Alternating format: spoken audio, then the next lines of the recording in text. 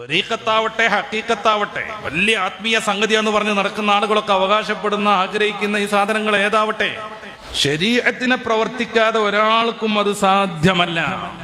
അപ്പൊ ഇബ്ലീസ് പറ്റിക്കാൻ ശ്രമിച്ചുകൊണ്ടേയിരിക്കും. നല്ല ഇൽമിന്റെ പിന്തുണയുണ്ടെങ്കിലേ ഈ സാലിക്കീങ്ങളുടെ സഞ്ചാരം വിജയത്തിലേക്ക് എത്തുള്ളൂ. ഷെയ്ഖ് ജീലാനി തങ്ങളുടെ അടുത്ത് വന്നു ഇബ്ലീസ്.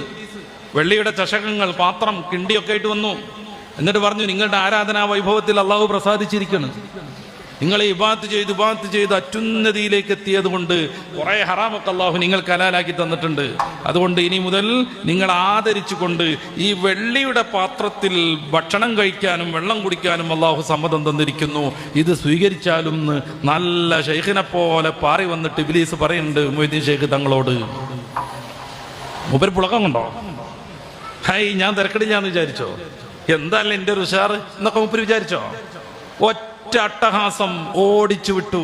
ഒരൊറ്റ വർത്താനം, എല്ലാവരേക്കാളും ശ്രേഷ്ഠൻ, അനക്രമക്കും വാത്തക്കാക്കും, നിങ്ങളിൽ ഏറ്റവും ഉന്നതൻ, തഖ്വയുള്ളവൻ, ശ്രേഷ്ഠൻ എന്ന് പ്രഖ്യാപിച്ച എൻ്റെ വല്ലിപ്പ മുത്ത് റസൂൽ സല്ലല്ലാഹു അലൈഹി വസല്ലമ തങ്ങൾക്ക് അള്ളാഹു ഇത് അനുവദിച്ചു കൊടുത്തിട്ടില്ല. പിന്നെ എനിക്കോ ഒന്ന് ചോദിക്കുകയാണ്, ഇത് ചോദിക്കാൻ എങ്ങനെ കഴിയുന്നത്? ഇൽമുള്ളതുകൊണ്ട്. 10-30 വർഷം, ശരിക്കും 32 വർഷം മഹാനുഭാവൻ ഇൽമു പഠിച്ചു നടന്നു. പല പല ഗുരുക്കളെയും സമീപിച്ചു, സാധനകൾ സ്വീകരിച്ചു, കഠിനമായി അധ്വാനിച്ചു.